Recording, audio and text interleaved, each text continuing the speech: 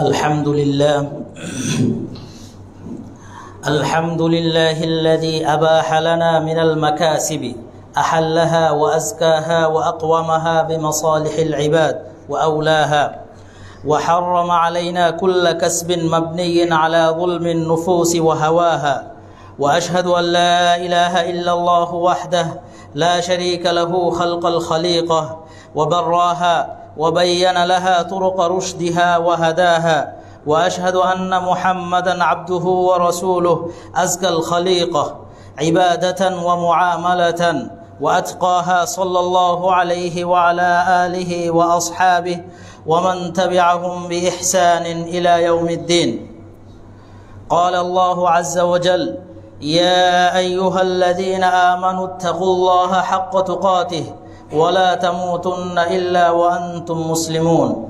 يا أيها الناس اتقوا ربكم الذي خلقكم من نفس واحدة وخلق منها زوجها وبث منهما رجالا كثيرا ونساء، واتقوا الله الذي تساءلون به والأرحام إن الله كان عليكم رقيبا. يا أيها الذين آمنوا اتقوا الله وقولوا قولا سديدا يصلح لكم أعمالكم ويغفر لكم ذنوبكم، ومن يطع الله ورسوله فقد فاز فوزا عظيما. أما بعد، فإن أصدق الحديث كتاب الله، وخير الهدي هدي محمد صلى الله عليه وسلم، وشر الأمور محدثاتها، وكل محدثة بدعة، وكل بدعة ضلالة، وكل ضلالة في النار. وقال تعالى أيضا: يا أيها الذين آمنوا لا تأكلوا الربا أضعافا مضاعفة واتقوا الله لعلكم تفلحون. وقال تعالى أيضا: يا أيها الذين آمنوا اتقوا الله وذروا ما بقي من الربا إن كنتم مؤمنين، فإن لم تفعلوا فأذنوا بحرب من الله ورسوله، وإن تبتم فلكم رؤوس أموالكم لا تظلمون ولا تظلمون. আলহামদুলিল্লাহ, শুরুতে আমরা প্রশংসা করছি সেই রব্বুল আলামিনের, যার একক অনুগ্রহে আমরা সলাতুল জুমআহ আদায়ের জন্য দারুল হুদা মসজিদ অ্যান্ড ইসলামিক সেন্টারে যথাসময়ে আসার এবং জুমার সলাত বাস্তবায়নের কাজ শুরু করার সুযোগ পেয়েছি। তাই আমরা সকলেই সেই রব্বুল আলামিনের শুকরিয়া আদায়ার্থে বলি আলহামদুলিল্লাহ। দরুদ ও সালাম বর্ষিত হোক নবী মুহাম্মদ সাল্লাল্লাহু আলাইহি ওয়াসাল্লামের প্রতি। আল্লাহুম্মা সাল্লি আলাইহি আল্লাহুম্মা বারিক আলাইহি।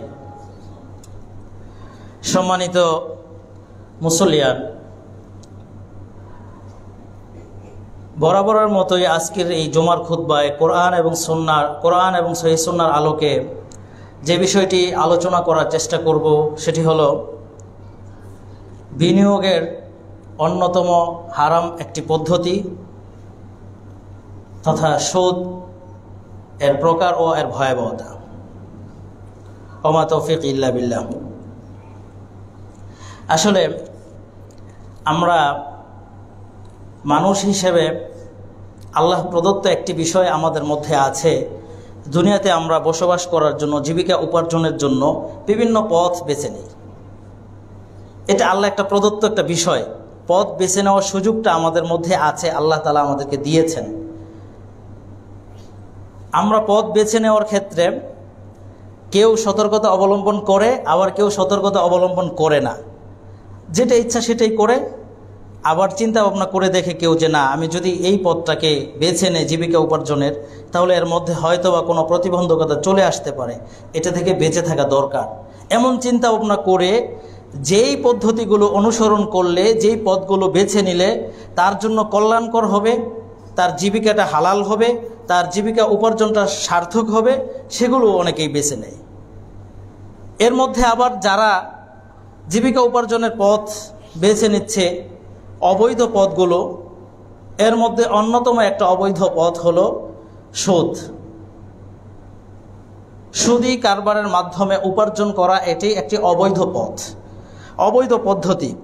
দেখুন, অর্থনীতিবিদ যারা আছে যারা ইসলামের অর্থনীতি নিয়ে কি করে চর্চা করেন, তারা বলছেন যে ইসলামের মধ্যে তথা মানুষের জন্য যে অর্থনীতিটা আছে, অর্থনীতির মধ্যে একটা বড় ধরনের একটা অংশ রয়েছে। কিসের জন্য, কিসের মতো উদাহরণ দিয়ে বলছে তারা, মানুষের যেই বডিটা, দেহটা সুস্থ থাকার জন্য বিভিন্ন উপকরণ দেহের মধ্যে আছে। এর মধ্যে কি আছে? রক্ত আছে, তারপরে কিডনি আছে, বিভিন্ন ধরনের কি আছে আপনার দেহের মধ্যে, শরীরের অঙ্গ প্রত্যঙ্গের অংশ রয়েছে। রক্ত একটা এমন একটা আপনার উপকরণ, যদি কারো রক্ত না থাকে সে বাঁচবে না। আবার যদি কারো রক্ত দূষিত হয় তাহলে সে মৃত্যুবরণ করবে। তার চিকিৎসা যদি সঠিকভাবে না করা যায় সে সুস্থ থাকার আর সম্ভাবনা থাকে না। ক্যান্সার হলে, রক্তে ক্যান্সার হয়েছে, খুব নিকটবর্তী সময়ে তার মৃত্যু হয়ে যায়। অর্থনীতিবিদরা বলছেন যে অর্থনীতির রক্ত হলো মুদ্রা, অর্থনীতির রক্ত হলো মুদ্রা। যদি মুদ্রাটা যদি সঠিক থাকে, স্বচ্ছ থাকে, ভেজাল মুক্ত থাকে, নির্ভেজাল থাকে, তাহলে অর্থনীতিটাও, পুরো অর্থনীতিটাও নির্ভেজাল, একেবারেই স্বচ্ছ থাকবে, কোনো ধরনের ঝামেলা সেখানে থাকবে না। কিন্তু দুঃখজনক বিষয় হলো তাদের ভাষ্য, দুঃখজনক বিষয় হলো বর্তমান সময়ে সারা বিশ্বের অর্থনীতিটা মন্দা। কারণ কি? কারণ হলো অর্থনীতির মূল যেই বিষয়, উপাদান, রক্ত, সেটা হলো মুদ্রা। মুদ্রা আজকে ভেজাল মুক্ত নয়, ভেজালে জড়িত আছে। ভেজালের অন্যতম একটা দূষিত পদার্থ এখানে কি? এই সুদ। সুদি কারবারের মাধ্যমে প্রায় সকল সেক্টরের অর্থনীতিটা কি জড়িত, যার জন্য আজকে অর্থনীতি দিন যাচ্ছে তো যাচ্ছে, কিন্তু অর্থনীতি আর কি হচ্ছে, চাঙ্গা হচ্ছে না, দিন দিন এটাকে কি অধঃপতন হয়ে যাচ্ছে। এটা হলো তাদের একটা বক্তব্য, যেটা আমরা অনুধাবন করতে পারি যে আসলে এটা একটা সত্য একটা বিষয়। তাদের উদাহরণটা, দৃষ্টান্তটা সঠিক, কোরআন এবং সুন্নাহর আলোকে এটা একটা সঠিক দৃষ্টান্ত। আবার দেখুন, এই যে এই সুদটা এমনভাবে ছয়লাভ হয়েছে মানুষের মধ্যে, এত ব্যাপক আকারে মানুষের মধ্যে এটা বেড়ে গিয়েছে। এখন এটা হারাম, যে এটার মনে নাই মানুষের, এটা সবাই এখন হালাল মনে করতেছে, এটা একটা ভালো বৈধ বিষয়, এটা আবার হারাম কি, এমন একটা অবস্থা হয়ে দাঁড়িয়েছে। আবার কেউ কেউ মনে করছে সুদ নবীর যুগে যেই সুদটা ছিল, নবী যেই সুদের ব্যাপারে নিষেধ করেছেন, কোরআনে যেই সুদটাকে নিষেধ করা হয়েছে, আর আমরা বর্তমানে যেই সুদি কারবারের মতো যেই কারবারটা আমরা করছি, এটা হলো ওই সুদ না। এটাকে আমরা বিভিন্ন উপায় অবলম্বন করে এটাকে বৈধ করিয়ে নেওয়ার চেষ্টা করছে এক শ্রেণীর মানুষ। অর্থাৎ তারা হারামকে হালাল করার চেষ্টা করছে, আবার হালালকে হারাম করার চেষ্টা করছে। এই যে একটা অবস্থা, হালালকে হারাম করা, হারামকে হালাল করা, এটা একটা বড় ধরনের অপরাধ। যদি কেউ হারামকে হারাম মনে করে কাজ করে তাহলে তওবা করলে আল্লাহ মাফ করে দিতে পারেন। আর যদি কেউ হারামকে হালাল মনে করে কাজ করে, সে কুফরি করলো, তার ঈমান চলে গেল, সে আর মুসলিম থাকতে পারলো না, তাকে পুনরায় ঈমান আনয়ন করতে হবে। সমাজে তো যারা আজকে এই সুদকে হালাল মনে করে, অনেকে আছে সুদকে হালাল মনে করে কাজ করছে। আল্লাহ তাআলা এই জন্যই কোরআনে কি করেছেন, পূর্ববর্তী জাতিদের তাদের দৃষ্টান্তগুলো উল্লেখ করে আমাদেরকে সতর্ক করেছেন। তারা কি করত, অনেক হালাল জিনিস আছে হারাম মনে করতো, তারা হারাম বানিয়ে নিত, অনেক হারাম জিনিস সেটা নিজেদের জন্য হালাল করে নিত। ওই দৃষ্টান্তগুলো দিয়ে আমাদেরকে সতর্ক করেছেন, আমাদেরকে সাবধান করে দিয়েছেন যে না, এই কাজগুলো করা বৈধ নয়। এইভাবে দৃষ্টান্ত তিনি দিয়েছেন।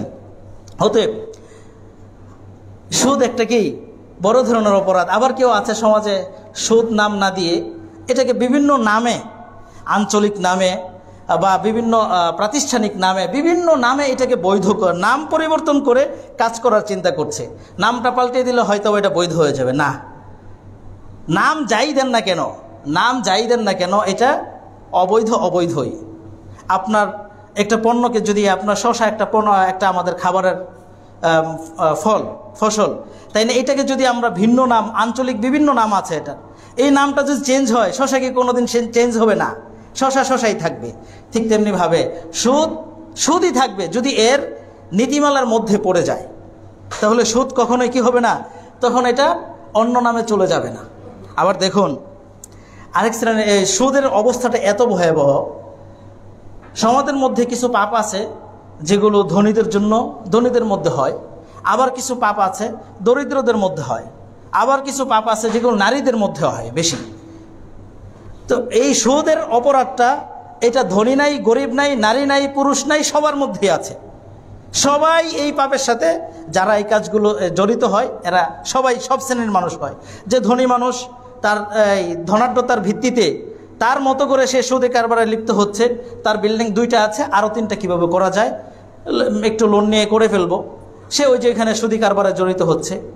আবার যে দরিদ্র মানুষ, গ্রামের কৃষক মানুষ, তার কি করবে, তার সুদটা কীভাবে হয়, সে কিছু করতে পারছে না, তার 30,000 40,000 টাকা তার কাছে ক্যাশ করা এটা অনেক কঠিন বিষয়, অনেক কঠিন বিষয়। সে কি করবে, এই কাজের জন্য ক্ষুদ্র ঋণ নেবে, কিস্তি নেবে, কিস্তির টাকা উঠাবে। এই যে এইভাবে কি করছে, ওই গ্রামের একজন সাধারণ মানুষ সে সুদি কারবারে জড়িত হচ্ছে। নারীরাও সেমভাবে, নারীরাও কি হচ্ছে, সুদি কারবারে জড়িত হচ্ছে। অতএব সুদ একেবারে ছোট বড় মুসলিম সকলের কাছেই, সকল শ্রেণী পেশার মানুষের মধ্যেই সুদ সয়লাভ হয়ে গিয়েছে। এই সুদ এটা তো ভালো কিছু নয়। সুদের আসলে পরিচয়টা কি, আমরা একটু কয়েকটি বিষয় জানবো আজকে। সুদের কয়েকটা প্রকার, সুদের প্রকারটা জানবো, আর হলো সুদের ভয়াবহতা নিয়ে। সুদের আসলে এর পরিচয়টা কি, সুদ কাকে বলে। সুদের যদি আমরা পরিচয় দেই, সুদ হলো শাব্দিক অর্থে যদি রিবা, আরবিতে হলো রিবা, এর অর্থ হলো বৃদ্ধি পাওয়া, বৃদ্ধি হওয়া, বেড়ে যাওয়া। এটাকে আমরা আমাদের ভাষায় যদি পারিভাষিক যেই সংজ্ঞাগুলোতে যাই, সুদ আসলে কি, সুদটা হলো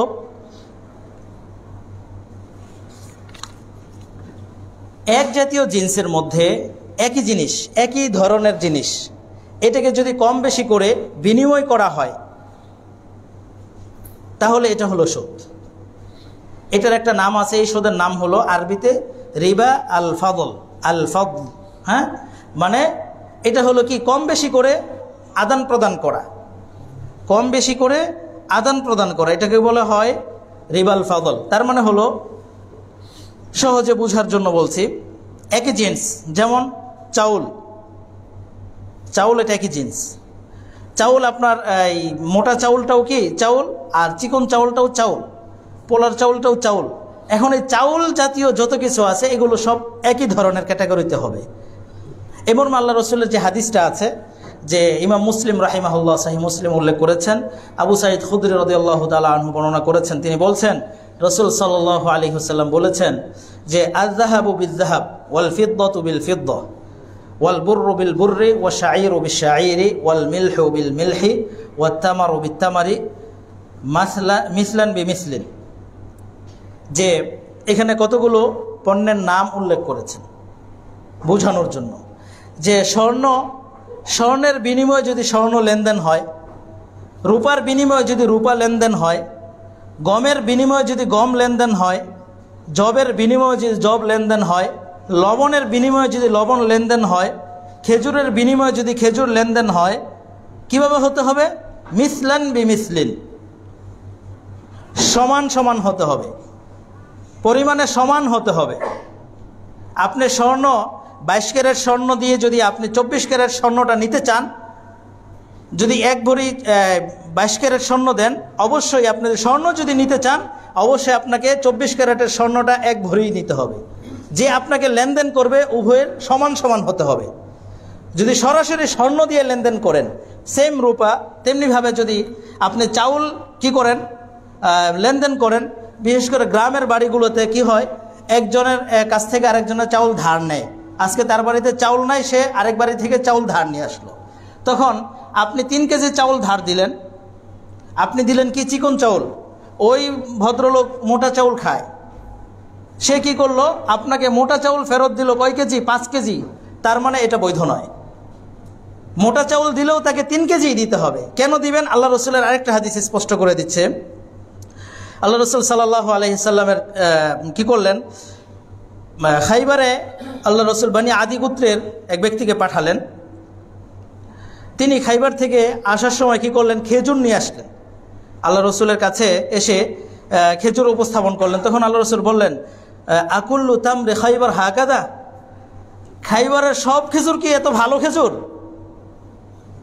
আল্লাহ রসুল এটা জিজ্ঞাসা করলেন। তখন ওই ব্যক্তি বললেন যে, না আল্লাহ রসুল, খাইবারের সব খেজুর এরকম নয়। আমি কি করেছি, আমার কাছে দুই সা পরিমাণ কি ছিল, খেজুর ছিল। ওই খেজুরের বিনিময়ে খাইবারের ভালো খেজুরটা আমি নিয়ে এসেছি। দুই সা পরিমাণ খেজুর আমি খারাপ খেজুরটা দিয়ে এর বিনিময়ে ভালো 1 সা খেজুর আমি কি করেছি, কিনেছি। বিনিময় হয়েছে খেজুরে খেজুর, খেজুর দিয়ে খেজুর। আল্লাহ রসুল কি বললেন, লা তাফআলু, এটা করবা না, এটা সঠিক নয়। এই যে কাজটা করেছো এটা সঠিক নয়। বরং কি করো, মিসলান বিমিসলিন, পরিমাণে সমান করে করো। খেজুর দিয়ে যদি খেজুর নিয়ে আসো, তাহলে তুমি 1 সার পরিমাণে 1 সার পরিবর্তে আরেক সা নিয়ে আসতে হবে। ভালো হোক মন্দ হোক, যা আছে, যখনই জাত এক হবে তখনই সমান সমান হতে হবে। পরিমাণ কম বেশি করা যাবে না, জাত যদি এক হয়। পরে কি বলছেন আল্লাহ রসুল, বিউ হাদা ওয়াশতারু বিথামানিহি মিন হাদা, সহজ করে দিলেন। মানে এটা তো দেখতেই, যখন 1 সার পরিমাণে 1 সার নিব, ভালো 1 কেজি খেজুর আর একটু কম দামি 1 কেজি খেজুর যদি আমরা বিনিময় করি, তাহলে একটু বিনিময়ের কারণে দেখা যাচ্ছে যে না, এখানে তো এটা ভালোটার দামি আর কম দামি, এটা কীভাবে আমি নিব, এটা আপনার প্রশ্ন জাগতে পারে। আল্লাহ রসুল সাল্লাল্লাহু আলাইহি সাল্লাম প্রশ্নের সমাধান দিয়েছেন। যদি আপনার এরকমই হয়, আপনার কাছে এটা আছে, ভালোটা নেবেন, তাহলে জাত চেঞ্জ করেন, জাত চেঞ্জ করে নেন। কীভাবে হবে, আপনার ভালো খেজুরটা বিক্রি করে দেন। রসুল বললেন, বিউ হাদা, এই তোমার কাছে যে খারাপ খেজুরটা ছিল ওটা বিক্রি করো, 2 সা খেজুরটা বিক্রি করো, বিক্রি করে টাকা নাও, অর্থ নাও, অর্থ নিয়ে ওই অর্থ দিয়ে তুমি ভালো খেজুর কিনো বাজার থেকে। যেমন জাত চেঞ্জ না করে কি হয়, বর্তমানে যেটা হয়, টাকা, আমাদের দেশীয় মুদ্রার নাম হলো টাকা, নতুন টাকা আর পুরাতন টাকা অথবা সিরা টাকা, সবই তো টাকা। এখন আপনি যদি নতুন টাকা নেওয়ার জন্য 10,000 টাকা দিয়ে 10,500 টাকা দেন, তাহলে এটা কি জাত এক হওয়ার কারণে এটা হারাম। জাত এক হওয়ার কারণে এটা এখানে সুদ হলো, এটা হারাম। এই ব্যবসায় যারা জড়িত, অনেক সময় বিশেষ করে ঈদ মৌসুমে এই কাজটা হয়, বা সারা বছর ওই ব্যবসা চলে, ঢাকাতে গুলিস্তানে হয় এই ব্যবসা, চলছেই। যে নতুন টাকার বিনিময়ে পুরাতন টাকা নিলে সেখানে কি দিতে হয়, অতিরিক্ত টাকা দিতে হয়। এটা বৈধ কোনো ব্যবসা নয়, এটা হারাম ব্যবসা। আর এই হারামে আপনাকে জড়ানো যাবে না। আপনি নতুন টাকা দিয়ে আপনার ছেলে মেয়ে, আপনার এদেরকে ঈদ সালামি, ঈদের সময় একটু আনন্দ তাদের সাথে শেয়ার করবেন। নতুন টাকা এই পদ্ধতিতে নেওয়ার সুযোগ নাই। আপনাকে অন্য ওয়েতে, যেভাবে টাকার বিনিময়ে টাকা যদি হয়, সমান সমান করে নিয়ে আপনি সেইভাবে তাদেরকে দিতে পারেন, কিন্তু এই পদ্ধতিটা গ্রহণ করা যাবে না। তেমনিভাবে তাহলে সমাজের মধ্যে যেটা হচ্ছে, যে জাত, আমাদের মূল কথা হলো জাত এক হলে জিনিসগুলো সমান সমান হতে হবে। জাত ভিন্ন হলে কম বেশি করার সুযোগ আছে। টাকার সাথে যদি আপনি ডলারের চেঞ্জ করেন, তাহলে আপনি কম বেশি হবে, কম বেশি করার সুযোগ আছে, যখন এটা জাত এক না, ভিন্ন হয়ে গেছে। আমার মনে হয় বিষয়টি বুঝে আসছে। যখনই আমরা এই চেঞ্জ করব, তখনই করার সুযোগ আছে। জাত এক, শর্ত এটা, জাত এক দিয়ে যদি করতে চাই, সমান সমান করে করতে হবে। পরে আল্লাহ রাসূল ফামান যাদা ওয়াস্তাযাদা ফাকাদ আরবা, একেবারে স্পষ্ট করে বলে দিয়েছেন যে এই জাত, এক জাত জিনিস দিয়ে নিয়ে বিনিময় করতে চায়, কম বেশি করে, তাহলে সেটা হবে, যদি কেউ বাড়িয়ে দেয় অথবা বাড়ানোর চেষ্টা করে, তাহলে এটা হবে রিবা, সুদ। এটা সুদের অন্তর্ভুক্ত হয়ে যাবে। দ্বিতীয় আরেকটা যে সুদের কথা, আরেক প্রকার যে সুদ আছে, সেটা হলো রিবা আন নাসিআহ। আরবি পরিভাষায় রিবা আন নাসিআহ বলে। কোরআনে এই সুদটাকে একটু ভিন্নভাবে উল্লেখ করেছেন, অন্য একটা নাম দিয়েছেন।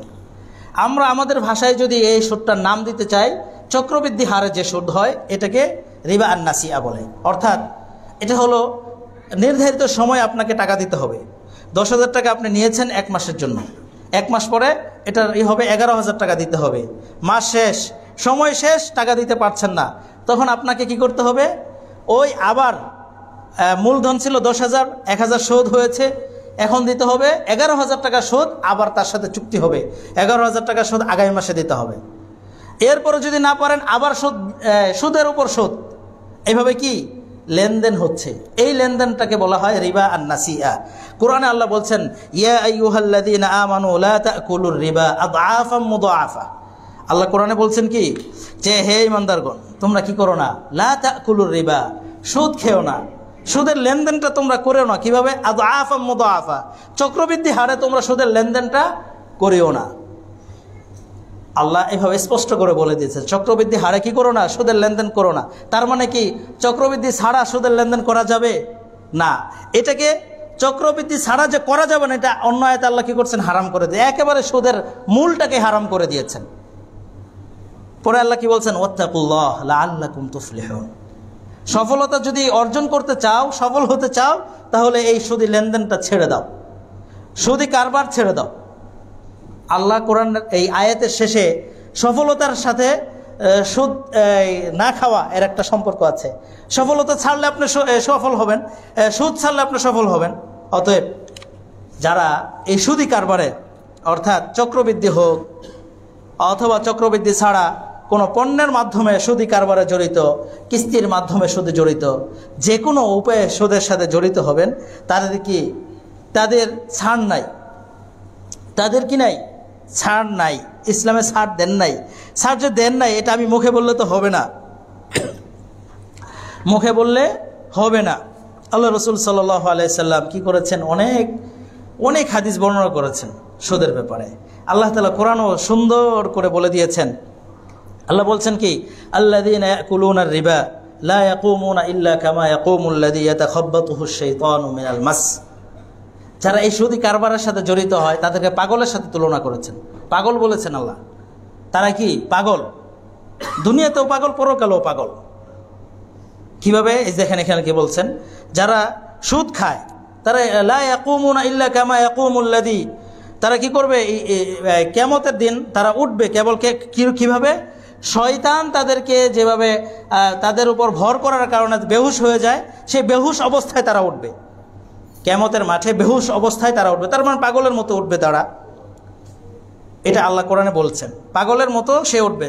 তাফসিরে কি করেছেন, বলছেন যে দুনিয়াতে তাহলে কিভাবে তারা পাগল, দুনিয়ার পাগলটা হলো তারা তার সন্তানাদি, ছেলে মেয়ে, আত্মীয় স্বজন, তাদেরকে কিছুই তার ভালো লাগে না। তার কাছে শুধু টাকা, এই মাস শেষে তার 10,000 টাকা অমুক সুদের থেকে আসবে, এই 10,000 টাকা আরেকজনের কাছে লাগাবে, তার টাকা, সে শুধু টাকা চিনে, অন্য কিছুই চিনে না। সে পাগল, টাকার পাগল, অন্য কোনো কিছুর পাগল না। সমাজে এই ধরনের ব্যক্তি আছে। অতএব আল্লাহ কোরআনে বলছেন যে সে পাগল হয়ে যাবে। কেন পাগলের মতো সে উঠবে, কেন? এর ব্যাখ্যা আল্লাহ দিচ্ছেন, যালিকা বিআন্নাহুম ক্বালু ইন্নামাল বাইউ মিসলুর রিবা। তারা বলছে, আল্লাহ বলছেন যে এজন্য সে এই রকম করে পাগলের মতো উঠবে। কারণ কি? তারা হালালকে হারাম করে দিয়েছে, হালালকে হারাম করে দিয়েছে। তারা মনে করতো কি, তারা বলে ইন্নামাল বাইউ মিসলুর রিবা, বেচা কিনাটা হলো সুদের মতোই। সুদ আর বেচা কিনা দুই বিনিয়োগটা একই বিনিয়োগ, এটা ভিন্ন কোনো বিনিয়োগ নয়। সুদি কারবার যারা করে তারাও অর্থ বিনিয়োগ করে, যারা বেচা কেনা করে, ব্যবসা করে, তারাও অর্থ বিনিয়োগ করে। তাদের বক্তব্য হলো এটা। অথচ আল্লাহ কি বলছেন, আহাল্লাল্লাহুল বাইআ ওয়া হাররামার রিবা, বেচা কিনাকে হালাল করেছেন আর সুদকে হারাম করেছেন। তার মানে তারা কি করেছে, তারা সুদ এবং হালালকে হারাম করেছে। তারা হারামকে কি করেছে, হালাল করে দিয়েছে। অর্থাৎ হারাম কি, সুদটা হারাম, এটাকে তারা হালাল মনে করছে। আবার বেচা কেনাটা হালাল, এটাকে তারা সুদের সাথে জড়িয়ে দিয়েছে। অর্থাৎ হালাল হারামকে, যারা হালালকে হারাম, হারামকে হালাল করেছে তারা। এজন্য আল্লাহ কি করলেন, তাদের শাস্তি হলো একটা শাস্তি, তারা কিয়ামতের মাঠে উঠবে পাগলের মতো, বেহুশ অবস্থায় তারা উঠবে। হালাল যে ব্যবসাগুলো আছে, হালাল যে বিনিয়োগগুলো আছে, ব্যবসার অনেকগুলো ধরন আছে। ব্যবসার যে পদ্ধতি সেগুলো আমরা অন্য সময় মুশারাকা, মুবাদালা, এই ধরনের মুদারাবা যে পদ্ধতিগুলো আছে, এগুলো আমরা হয়তো অন্য এক সময় আলোচনা করব, আমরা ওইদিকে যাচ্ছি না। এই বৈধ পদ্ধতিগুলো যদি অবলম্বন করে তাহলে তার কি হবে, তাহলে তার এটা বিনিয়োগটা বৈধ হলো। বেচা কেনাটা বৈধ হলো, এখান থেকে যে মুনাফাটা আসবে, যে প্রফিটটা আসবে, সেটা তার জন্য বৈধ। ইসলামে যে শরিয়া, অর্থাৎ ইসলামের যে একটা উদ্দেশ্য, মাকাসিদুশ শরিয়া, ইসলামের একটা শরীয়ী যে উদ্দেশ্যটা, ইসলামের মাধ্যমে এই অর্থনীতি থেকে কি উদ্দেশ্য, এটাকে সংরক্ষণ করা, হেফাজত করা, হিফজুল মাল, আমাদের ধন সম্পদটাকে সংরক্ষণ করতে হবে এবং এটাকে বিনিয়োগটা হতে হবে বৈধ পথে। বিনিয়োগের সঠিক পদ্ধতিতে বাড়ানোর কি আছে, ইসলাম এটাকে চায়। ইসলাম চায় আপনার অর্থ বাড়ুক, ধন সম্পদটা বৃদ্ধি পাক, এটা ইসলাম চায়। সেটা হতে হবে বৈধ পদ্ধতিতে। অবৈধ পদ্ধতিতে গেলেই আপনার এটা কি হয়ে যাবে, হারাম হয়ে যাবে। তেমনিভাবে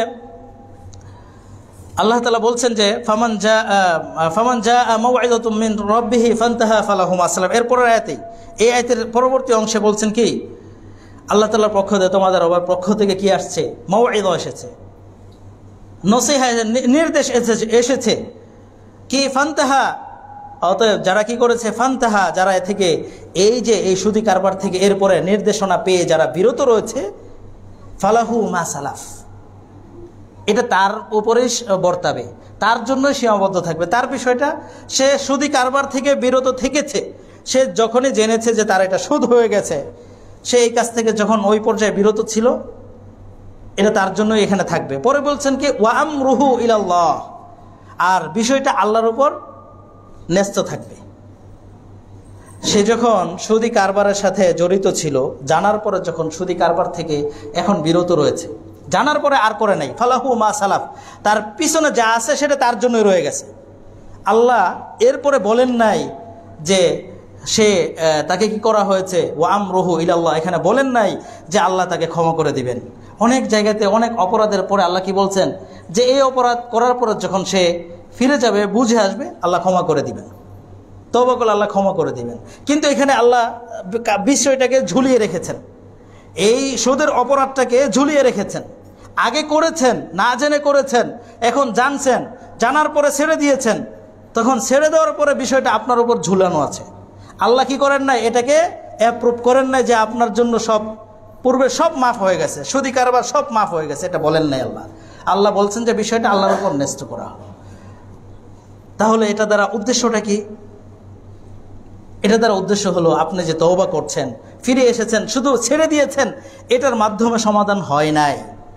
এটাকে সমাধান করতে হলে আপনি যত বছর সুদি কারবারে লিপ্ত ছিলেন, যতজন ব্যক্তিকে সুদের উপর টাকা দিয়েছেন, যতজন ব্যক্তিকে সুদি কারবারের উদ্বুদ্ধ করেছেন, সকলের সুদি টাকা, এই কাল পর্যন্ত যত টাকা খেয়েছেন, সকল টাকা, সুদের উপর যে টাকাটা ছিল সকল টাকা ফেরত দিতে হবে আপনাকে, সকল টাকা ফেরত দিতে হবে। যদি ফেরত দেন তাহলে আপনার ধাপ এগিয়ে আসলেন। তখন আল্লাহ কি করবেন, ওয়া আমরুহু ইলাল্লাহ, এবং আপনার উপর যে ন্যস্ত করে দিয়েছেন, আল্লাহর উপর যে ন্যস্ত করা হয়েছে, এই বিষয়টা এই পর্যন্ত হবে না। এরপরে আল্লাহ কি করবেন, আপনাকে ক্ষমা করার বিষয়টা আল্লাহ তাআলার কাছে থাকবে। যদি আপনি বলতে পারেন এত বছর সুদ খেয়েছি, এখন তো ওই রকম টাকা পয়সা আর নেই, টাকা পয়সা তো নেই, আমি কিভাবে এই পথ থেকে ফিরে আসার আর মাধ্যম কি হতে পারে? যদি আপনি এখন নিঃস্ব হয়ে যান, আগে সুদি কারবারে লিপ্ত ছিলেন, এখন নিঃস্ব হয়ে গেছেন, এখন তাহলে আপনার করণীয় হলো, যাদেরকে সুদ দিয়েছেন, শুধু টাকা না, ধানের সুদ দিয়েছেন, জমির সুদ দিয়েছেন, বন্ধক দিয়েছেন, বন্ধকের ইসলামী পদ্ধতি আছে, এই পদ্ধতির বাহিরে সমাজে প্রচলিত পদ্ধতিতে ক্ষেত বন্ধক দিয়েছেন, জমি বন্ধক দিয়েছেন, সেইগুলো এই সুদের অন্তর্ভুক্ত। এই কাজগুলো থেকে আপনি যাদের সাথে সুদে লেনদেন ছিলেন তাদেরকে অর্থ ফেরত দেন। যদি না পারেন তাদের কাছে যে হাত ধরে তাদের কাছে ক্ষমা চান, যে ভাই আমি আপনার কাছে সুদের উপর টাকা দিয়েছিলাম, আমার তো এখন আর সমর্থ নয়, আপনার ওই যে সুদের 10,000 টাকা লাভ নিয়েছিলাম ওইটা ফেরত দেওয়া আমার সম্ভব নয়, আমি পারতেছি না, আমাকে মাফ করে দেন। তার কাছে ক্ষমা নিয়ে আসেন, এরপরে আপনি আল্লাহ তাআলার কাছে ক্ষমা চান, তখন আল্লাহ কি করবেন, ক্ষমা করে দিবেন। এরপরে আল্লাহ বলছেন, এই আয়াতটার শেষে আবার বলছেন কি, ওমান আদা, আর যারা এই সুদি কারবার, এই যে দেখেন ছেড়ে দিয়েছে, তাই না, যে এই আল্লাহ যে বললেন যে ছেড়ে দেওয়ার পরেও বিষয়টা তোমার উপর ন্যস্ত থাকবে, ছেড়ে দেওয়ার পরে বিষয়টা যে জড়িত তার সাথে ন্যস্ত থাকবে যতদিন এই পদ্ধতিগুলো অবলম্বন না করবে। এরপরে যদি এই পদ্ধতিগুলো অবলম্বন করলে জীবনে ওই ব্যক্তি আর সুদী কারবারে জড়িত হবে না। আর যদি এই পদ্ধতিগুলো অবলম্বন না করে তাহলে সে আজ না কাল, কাল না পরশু আবার সুদের সাথে জড়ানোর সম্ভাবনা আছে। এজন্য আল্লাহ বলছেন ওয়ামান আদা, আর যদি ওই ব্যক্তি আবার সুদের সাথে জড়িয়ে যায়, আবার যদি সুদী কারবারে লিপ্ত হয়, ফাউলাইকা আসহাবুন নার, তাহলে সে জাহান্নামের অধিবাসী। এখানেই শেষ না, হুম ফিহা খালিদুন, সেখানে সে চিরকাল থাকবে। তার মানে কোরআনের মধ্যে আল্লাহ মুমিনদের সাথে, মুমিনদের কোনো জায়গায় ভীতি প্রদর্শন করতে গিয়ে কি করেন নাই, জাহান্নামকে চিরস্থায়ী জাহান্নামের ঘোষণা কোথাও দেন নাই।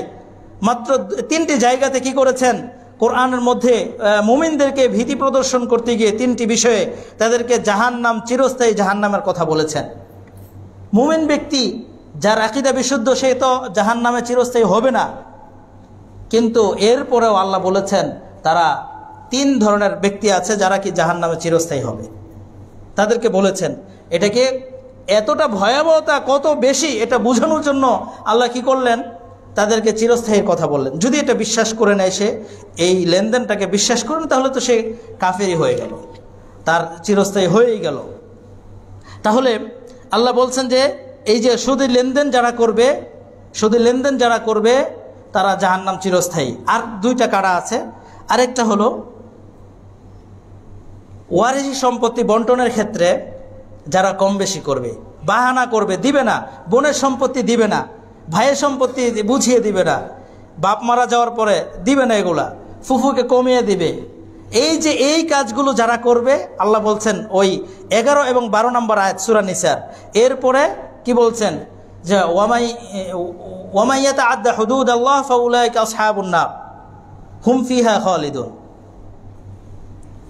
আল্লাহ বলছেন যে এখানে তিলকা হুদুদুল্লাহ, এখানে সীমারেখা দিয়েছেন, যে উপরে বলে দিয়েছেন বোন কতটুকু পাবে, ভাই কতটুকু পাবে। এরপরে আল্লাহ বলছেন যে যারা এই নীতিমালাকে অনুসরণ করবে না, অবাধ্যচরণ করবে, তারা কি করবে, জাহান্নামে যাবে, খালিদান ফিহা, সেখানে তারা চিরকাল থাকবে। তার মানে ওয়ারিস সম্পত্তিটাও বন্টন কিন্তু খুব কঠিন বিষয়, এটাকে অবহেলা করার সুযোগ নাই।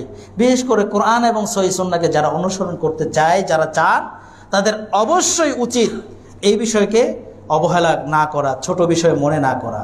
আল্লাহ কোরআনে মুমিনদেরকে ভীতি প্রদর্শন করতে গিয়ে মাত্র 3টি বিষয় কি করেছেন, জাহান্নাম, চিরস্থায়ী জাহান্নামের কথা বলেছেন। 2টা পেলাম, সুদী কারবার, আরেকটা হলো ওয়ারিস সম্পত্তি বন্টন, আরেকটা হলো ওমান কতালা মুমিনান মুতাআম্মিদান ফাজাযাউহু জাহান্নামু খালিদান ফিহা, যে মুমিন ব্যক্তিকে ইচ্ছায় হত্যা করে ফেলবে তার জন্য জাহান্নামটা স্থায়ী। এই যে এই 3টা বিষয় কি করেছেন আল্লাহ, ভীতি প্রদর্শনের জন্য জাহান্নামটাকে অবধারিতর কথা বলেছেন। অতএব আমাদের করণীয় কি, সুদী কারবারে জড়িত থাকা কখনোই নয়। আল্লাহ তাআলা এখানে শেষ করেন নাই, কোরআনে আল্লাহ বলছেন যে ইয়ামহাকুল্লাহুর রিবা ওয়া ইউরবিস সাদাকাত। এই আয়াতে আর একটু কঠিনভাবে বলেছেন, চিন্তা করার বিষয়। এখানে আল্লাহ কি বলছেন, ইয়ামহাকুল্লাহুর রিবা, সুদকে কি করেছেন, ধ্বংস করে দিয়েছেন। ওয়া ইউরবিস সাদাকাত, যে সাদাকাগুলো আছে, দান খয়রাতগুলো আছে, এই পথে যারা বিনিয়োগ করেছে, দান করেছে, তাদের এটাকে বৃদ্ধি করে দিবেন আল্লাহ। দুনিয়াতেও এটা বৃদ্ধি পাবে, পরকালও বৃদ্ধি পাবে। এই আয়াতের শেষে কি বলছেন, ওয়াল্লাহু লা ইউহিব্বু কুল্লা কাফফারিন আথিম। খুব কঠিন শব্দ, 2টা শব্দ এখানে ব্যবহার করেছেন, কাফফার আর একটা হলো আথিম। আল্লাহ বলছেন যে তিনি পছন্দ করেন না, আল্লাহ পছন্দ করেন না কাফফারকে এবং আথিমকে। কুফরের একেবারে চূড়ান্ত পর্যায়ে ব্যক্তি, একেবারে বড় ধরনের কাফের, বড় ধরনের অপরাধী, এমন ব্যক্তিকে আল্লাহ পছন্দ করেন না। এই আয়াতটা শেষ করেছেন, তাই না? আয়াতের শুরু ছিল কি, যারা রিবা নিয়ে, সুদ নিয়ে, সুদের সাথে জড়িত, তার মানে সুদী ব্যক্তিদেরকে আল্লাহ কি বললেন, বড় ধরনের কাফেরের সাথে বড় ধরনের অপরাধী হিসেবে আখ্যায়িত করলেন, এবং তাদেরকে আল্লাহ পছন্দ করেন না। চিন্তা করে দেখুন, সুদ তো সাধারণ মনে হয়, সমাজে চলছে, বলতে পারেন যে এই কাজ না করলে চলবো কিভাবে, এখন বয়স হয়ে গিয়েছে, ছেলেমেয়েরা টাকা পয়সা দেয় না, আমার কিছু রিটায়ার্ডের বা পেনশনের কিছু টাকা আছে, অথবা জমি বিক্রি করেছি, আমার জমি ছিল, জমি বিক্রি করেছি, ব্যাংকে রেখেছি বা আরও সুদী কাজে লাগিয়েছি, এখন এইভাবে চলবো, এটা ছাড়া তো আমার কোনো উপায় নাই। এটা ছাড়া তো আমার কোনো আর উপায় নেই। আল্লাহ এইটাও বলেছেন, এই যে আপনার উপায় নাই, এই বাহানার ব্যাপার আল্লাহ কি বলছেন, ইয়া আইয়ুহাল্লাযীনা আমানুত্তাকুল্লাহ ওয়াদারু মা বাকিয়া মিনার রিবা। হে মুমিনরা শোনো, তোমরা আল্লাহকে ভয় করো এবং কি করো, ওয়াদারু মা বাকিয়া মিনার রিবা, তোমাদের কাছে সুদের যেই অর্থটা এখন আছে, এই মুহূর্তে যেটা আছে সেটাকে তোমরা ছেড়ে দাও, সেটাকে বাদ দাও। কেন? যদি তোমরা মুমিন হও, কি বলছেন, যদি তোমরা মুমিন হও তাহলে এটা ছেড়ে দাও। মুমিন যদি থাকতে চাও তাহলে সুদি কারবার ছাড়ো, আর যদি মুমিন না থাকতে চাও তাহলে বাহানাগুলো বের করে নিয়ে আসো। আমার চলার উপায় নাই, আমার টাকা শেষ হয়ে যাবে, মূলধন ভেঙে ভেঙে খেলে কয়দিন খাইতে পারবো, দুনিয়া থেকে বাঁচবো না, তো টাকা সব শেষ হয়ে যাবে, এই যে এই ধরনের বাহানা তখন তুমি করো। যদি ছাড়তে না পারো, আল্লাহ বলছেন ফাইল্লাম তাফআলু, যদি এই বাহানাগুলো দিয়ে যদি থাকো তুমি, অর্থাৎ ছাড়তে যদি না পারো, যদি না ছাড়ো, তাহলে ফাযানু বিহারবিম মিনাল্লাহি ওয়া রাসূলিহি, তাহলে তুমি আল্লাহ এবং তার রসুলের বিরুদ্ধে যুদ্ধে লিপ্ত হও, যুদ্ধে লিপ্ত হয়ে গেছো। তা আল্লাহ এবং তার রসুলের বিরুদ্ধে যুদ্ধ করা মানে কি? এটা তো একেবারে ইসলাম বিরোধী কাজ। আপনার ইসলামে থাকার আর কোনো অপশন থাকে না। অতএব আপনি যত বাহানা দিয়ে চিন্তা করেন, যত বাহানায় চিন্তা করেন যে আমি কোনোভাবে না এই ওজোর ওই ওজোর দিয়ে আল্লাহর কাছ থেকে ছুটে যাব, সুযোগ নেই, এই অপশন নেই। কারণ আল্লাহ তো কি সব বিষয়ই জানেন, আমাদের সকল বিষয় তিনি জানেন। আপনি এখানে বাহানা দিয়ে বিভিন্ন উপায় অবলম্বন করে সবটাকে জায়েজ করে নেবেন, এই অপশন আল্লাহ তাআলা আমাদেরকে দেন নাই। তেমনিভাবে সুদের ভয়াবহতা নিয়ে আরও যে কোরআন এর আয়াতের পাশাপাশি হাদিসে যেইগুলো আসছে, যেমন উল্লেখযোগ্য হলো আল্লাহ রসুল সাল্লাল্লাহু আলাইহি সাল্লাম 7টা কাজ থেকে বিরত থাকার কথা বলেছেন। ইজতানিবুস সাবআল মুবিকাত, ধ্বংসাত্মক, ধ্বংস করে দেয় এমন 7টা বিষয় থেকে তোমরা বিরত থাকো। 7টা বিষয়ের কথা বলেছেন, এগুলো কি ধ্বংস করে দিবেই, ধ্বংস হবে যদি এগুলোর কোনোটার সাথে জড়িত হয় কেউ। প্রথম বলেছেন আশিরকু বিল্লাহ, প্রথমটা হলো আল্লাহর সাথে যদি শিরক করো, আল্লাহর সাথে যদি কেউ শিরক করে তাহলে সে ধ্বংস হবেই হবে, তার আর কোনো বাঁচার পথ নাই। দ্বিতীয়টা বলেছেন আসিহর, জাদু করলে, জাদু যদি করে কেউ তাহলে সে ধ্বংস হবে, এটাকে ধ্বংসাত্মক কাজ বলেছেন আল্লাহ রসুল। তারপরে কতলুন নাফস, মানুষ হত্যা করা। হ্যাঁ, চতুর্থ বিষয়টা হলো আমাদের যেটা দরকার, আকলুর রিবা, সুদ খাওয়া, সুদে লেনদেন করা। এটা কি? এটা একটা ধ্বংসাত্মক কারণ। আপনি ধ্বংস হওয়ার জন্য এটাই যথেষ্ট, আর কিছু লাগবে না। সুদী কারবারে জড়িত হয়েছেন, আপনি ধ্বংস অনিবার্য, আপনি ধ্বংস হবেন। অতএব সুদী কারবার থেকে বিরত থাকা আমাদের দরকার রয়েছে। মনে হয় আপনাদের কাছে কি মনে হচ্ছে আমার বুঝে আসছে না, হয়তোবা আমার সাথেও একমত আছেন যে না, সুদ ছাড়তেই হবে, যে অবস্থানে থেকে সুদ ছাড়তেই হবে। দরিদ্র মানুষ হন, কোনো ক্রমে কিস্তির টাকা উঠানো যাবে না, কোনো ক্রমেই নয়। একজন রিক্সা চালক সে চিন্তা করে আমি ব্যাটারি কিনবো, আমি টাকা নাই, 10,000 টাকা তার কাছে একত্রিত করার সুযোগ হয় না। সে কি করে, ওই যে কিস্তির থেকে টাকা উঠায়, সেখানে পরে সপ্তাহে টাকা দিয়ে বছর শেষে কত, 10,000-এর জায়গায় 11,000 বা 12,000 টাকা দিচ্ছে। এটাও কি সুযোগ নাই? আপনার একটু ধনাঢ্যতা আছে, আপনি ব্যাংক লোন নিয়ে সুদ নিয়ে কাজ করবেন, দরকার নাই, এগুলো ছেড়ে দিতে হবে। এগুলো করে দিন শেষে লাভটা কি? আপনি ব্যাংক থেকে লোন নিলেন বা কোনো প্রতিষ্ঠান থেকে লোন নিলেন, কোনো ব্যক্তি থেকে কিনলেন, সুদের উপর টাকা নিয়ে একটা বিল্ডিং করলেন ভাড়া পাওয়ার জন্য, তাই না? আপনি ভাড়া পাওয়ার জন্য একটা বিল্ডিং করে দিলেন, ভাড়ার টাকা উঠলে আমি টাকা দিয়ে দিব, এটাও তো অনেকে করে। ভাড়া পাওয়ার জন্য আপনি দিলেন, ভাড়া দিয়ে মাসে মাসে টাকা কি করবেন, পরিশোধ করে দিবেন। এটার মাধ্যমে যখন আপনি নিলেন, দেখেন আপনার কি উপকারটা হয়েছে। আপনি ব্যাংক লোন নিয়ে বিল্ডিংটা করলেন, সেই বিল্ডিংয়ের সুদ পরিশোধ হওয়ার আগেই আপনার কি শেষ, আপনার হায়াত শেষ, আপনি চলে গেলেন পরকালে, মৃত্যু হয়ে গেল আপনার। এত কষ্ট করে বিল্ডিংটা করলেন, এর একটা প্রফিট, এর একটা লাভ আপনি ভোগ করতে পারলেন না। লাভটা কি হইল? দুনিয়াতে অর্থ পাইলেন না, পরকালে যে মরার পরে আবার কি সুদি যে কারবারটা করে গেছেন, এর জন্য শাস্তি শুরু, শুরু। আর এদিক দিয়ে মাঝখান দিয়ে ভোগ করলো কারা? আপনার পরবর্তী প্রজন্ম যারা আছে, তারা এই বিল্ডিং ভোগ করলো, তারা ওই বিল্ডিংয়ের মর্মও বুঝবে না, কর্মও বুঝবে না, তারা তাদের মতো করে আবার তারা বিক্রি করে দেবে, টাকা পয়সা নষ্ট করে ফেলবে। মাঝখান দিয়ে ক্ষতি হলেন কে? আপনি। পাগলের মতো পাগল হলেন, দুনিয়াতেও পাগল, পরকালেও পাগল। এবং শাস্তিটা কি হলো দেখেন, শাস্তির আরও কতগুলো নমুনা আল্লাহ রসুল সাল্লাল্লাহু আলাইহি সাল্লাম বলেছেন। মেরাজের রাত্রিতে, মেরাজে যখন গেলেন তখন সেখানে কি হচ্ছে, শাস্তি দেওয়া হচ্ছে, অর্থাৎ নদীতে কি করতেছে, মাছ থেকে সাইডে আসার জন্য, পারে আসার জন্য চেষ্টা করছে, সে সাঁতার দিয়ে পারে আসছে। পারে একজন ব্যক্তি বসা, যার হাতে পাথর, সে কি করছে, পারে আসা মাত্রই তাকে কি করে, পাথর দিয়ে নিক্ষেপ করে। কেন?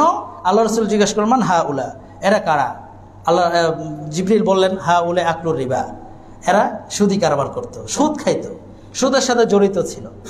তাহলে আপনি ওই যে মৃত্যুর পরে বাস একটা শাস্তি কি পেলেন, পাথরের নিক্ষেপ, পেতেই থাকবেন, এবং কি জাহান্নাম তো আছেই আপনার জন্য। তারপরে আরো দুনিয়াতে আরো যে আল্লাহ রসুল হাদিস বললেন, আর রিবা সাবউনা হারমান, সুদের 70টা হারাম বিষয় এর সাথে জড়িত, 70টা বিষয় আছে। এর মধ্যে একটা হলো আইসারুহা আয়ান কি হাররাজুল উম্মাহ, এটা সহজ একবার সাধারণ যে বিষয়টা, নিম্নমানের যে বিষয়টা, সেটা হলো কি, সে তার মাকে বিয়ে করলো। এই হলো অবস্থা। তাহলে আপনি সুদের সাথে কিভাবে জড়িত হবেন আপনি চিন্তা করে দেখেন। আরও দেখুন, আল্লাহ রসুল সাল্লাল্লাহু আলাইহি সাল্লাম বললেন, ইদা যাহারা রিবা ওয়াজ জিনা ফি ক্বরিয়াতিন ফাকাদ আহাল্লু বিআনফুসিহিম আযাব আল্লাহ। যদি কোনো জনপদে, কোনো এলাকায়, কোনো গ্রামে তারা কি করে, সেখানে যদি সুদ এবং জিনা, ব্যভিচার এগুলো বেড়ে যায়, প্রকাশ পায়, তাহলে তারা কি করলো, ফাকাদ আহাল্লু বিআনফুসিহিম, নিজেদের জন্য আল্লাহর আযাবকে বৈধ করে নিল। আপনি সুদি কারবারে লিপ্ত আছেন এই অঞ্চলে, এই গ্রামের মানুষে যারা আছে, এরা কি করলো, নিজেদের জন্য আযাবকে অবধারিত করে নিল, যেগুলোর প্রমাণ আমরা প্রায় সময় পেয়ে যাচ্ছি। সমাজে যেমন সুদের সয়লাভ, যেমন জিনার সয়লাভ, এমন শাস্তিরও আল্লাহ তাআলা শাস্তি দিয়েই যাচ্ছেন, সতর্ক করে দিচ্ছেন, এখনো সুযোগ আছে, তাই না? আল্লাহ রসুল সাল্লাল্লাহু আলাইহি সাল্লাম তিনি কি করেছেন, বিদায় হজের মাধ্যমে, বিদায় হজে যে তিনি খুতবাটা দিয়েছেন, হজের শেষ হজটায় যে খুতবাটা দিয়েছেন, সেখানে তিনি কি করেছেন, সেখানে সুদের ব্যাপারও বলেছেন। কুল্লুর রিবা ফিল জাহিলিয়াতি মাওদুউন তাহতা কদামাই হাতাইন। আল্লাহ রসুল কি বলছেন, যে সাহাবীদেরকে উদ্দেশ্য করে এই খুতবায় বলেছেন যে প্রত্যেকটা জাহিলি যুগের যত ধরনের সুদ আছে, সকল সুদগুলো কি, সুদি কারবারগুলো আমার 2 পায়ের নিচে পদদলিত। আজকে আল্লাহ রসুল এভাবে এখানেই শেষ, এরপরে আর কোনো সুদি কারবার আর চলবে না, যা করেছো শেষ, সুদি কারবার আমার পায়ের তলে পদদলিত হলো আজকে। আল্লাহ রসুল এভাবে বলেছেন, এখানে শেষ করেন না। জানেন কি বলেছেন? আল্লাহ রসুলের চাচা কে ছিল? আব্বাস রাদিয়াল্লাহু তাআলা আনহু। তিনি কি ছিলেন? সুদি লেনদেন করতেন, সুদি কারবারে জড়িত ছিলেন, তার সুদের ব্যবসা ছিল। আল্লাহ রসুল বললেন, আউয়ালু মা আযাউ রিবাল আব্বাস, প্রথম যার সুদের কারবারটা আমি কি করলাম, পদদলিত করলাম, এটা হলো আব্বাসের সুদ। আব্বাসের সুদের 100 কারবার আছে, সব আমি শেষ করে দিলাম। এর সাথে যে লেনদেন সব বাদ, সুদের কোনো টাকা পয়সা কিছু আর দিতে হবে না, সব এখানেই শেষ।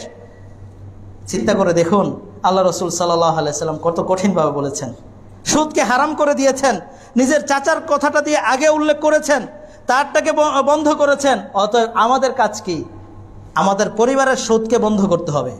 পরিবারের মধ্যে যদি সুদি কারবার থাকে, আপনার পরিবারের যে সুদটা আছে সেই সুদটা শেষ করেন। আপনার ব্যাংক লোন থাকতে পারে, সেটাকে পরিশোধ করেন, আল্লাহর কাছে তওবা করেন। এবং আপনিও সুদের টাকা দিয়েছেন, বিভিন্নভাবে দিয়েছেন, আপনি মানুষকে জানিয়ে দিয়েছেন অথবা গোপনে দিয়েছেন, যেভাবেই দেন আল্লাহ তো জানেন, সেটাকে আপনি এখানেই শেষ করেন এবং তওবা করেন আল্লাহর কাছে, যে আল্লাহ আমি যে সুদি কারবারে যে লিপ্ত আছে এগুলোকে আমার মাফ করে দাও।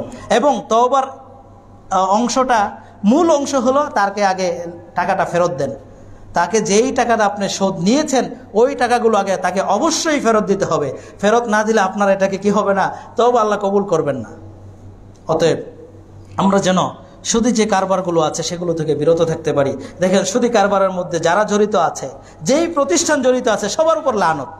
আল্লাহ রাসূল স্পষ্ট করে বলেছেন, লাআনা আকিলুর রিবা ওয়া মুকিলু ওয়া শাহিদাইহি ওয়া কাতিবাইহি।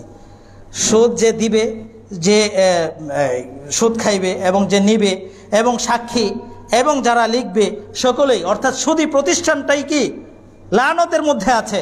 আপনি যদি সুদী প্রতিষ্ঠানে থাকেন, আপনি সুদ লেখেন না, সুদের কোনো কাজ করেন না, আপনি হয়তো সিকিউরিটি গার্ড হিসেবে আছেন, কিন্তু আপনার ওই সিকিউরিটি গার্ড ওইখানে বৈধ নয় সুদী কারবার থাকার কারণে। কারণ ওই প্রতিষ্ঠানের উপর আল্লাহ তাআলার লানত, আল্লাহ তাআলার লানত যেই প্রতিষ্ঠানে আছে সেই প্রতিষ্ঠান আবার কিসের উপর টিকে থাকবে?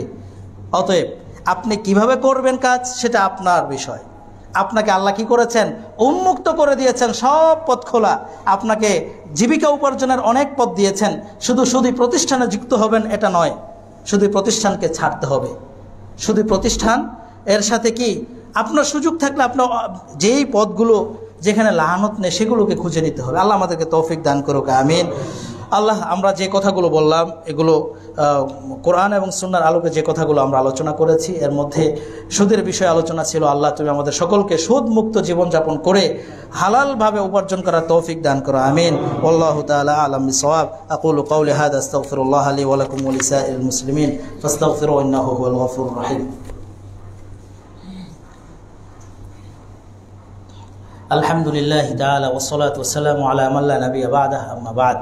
قال الله عز وجل: إن الله وملائكته يصلون على النبي يا أيها الذين آمنوا صلوا عليه وسلموا تسليما اللهم صل على محمد وعلى آل محمد كما صليت على إبراهيم وعلى آل إبراهيم إنك حميد مجيد اللهم بارك على محمد وعلى آل محمد كما باركت على إبراهيم وعلى آل إبراهيم إنك حميد مجيد اللهم أعز الإسلام والمسلمين وأذل الشرك والمشركين ودمر الطغاة والمعتدين وانشر رحمتك على المؤمنين يا أرحم الراحمين عباد الله رحمني رحمكم الله إن الله يأمر بالعدل والإحسان وإيتاء ذي القربى وينهى عن الفحشاء والمنكر والبغي يعظكم لعلكم تذكرون فاذكروا الله العظيم الجليل واذكروه على نعمه يزدكم ولذكر الله أكبر والله يعلم ما تصنعون قوموا للصلاة.